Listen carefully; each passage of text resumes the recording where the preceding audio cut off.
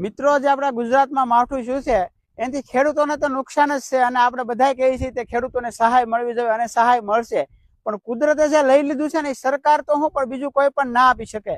પણ આજે મારે વાત એ કરવી છે કે ખેડૂતને તો નુકસાન છે, એને સહાય આપશે અને એની કાંઈ પણ થોડી ઘણી પણ એમાં ભરપાઈ થશે, પણ ખેડૂત સાથે જે ભાગમાં મજૂરીથી ભાગ રાખીને જે કોઈ માણસોએ મજૂરી ભાગ રાખી અને જે કામ કર્યું છે એને અત્યારે રાતા પાણીએ રોવાનો વારો આવ્યો છે। એને પણ દિવાળી પર પ્રસંગ કરવા છે, છોકરાઓની ફી ભરવી છે, કાંઈ પણ કાર્ય કરવું છે તો અત્યારે એને 1 રૂપિયાની આવક આવે એમ છે નહીં। ખેડૂત સાથે કોઈ પણ મજૂર ભાગ રાખે તો 1/4 ભાગ 5મો ભાગ એનો હોય છે। ખેડૂતનું રોકાણ હોય છે, મજૂરનો એમાં મહેનત ભાગ હોય છે। એ અહાડ મહિનાથી જેઠ મહિનાથી મજૂરનો આખો પરિવાર, એના ધર્મપત્ની, એના બાળકો, એના છોકરીઓ બધાય તનતોડ મહેનત કરી અને મજૂરી કરતા હોય છે। કે આપણે ખેડૂત પાસેથી કાંઈ પણ 1/4 5મો ભાગ આવશે, આપણે છોકરાની ફી ભરશું, આપણે આપણા પ્રસંગ કરશું, આપણે આપણા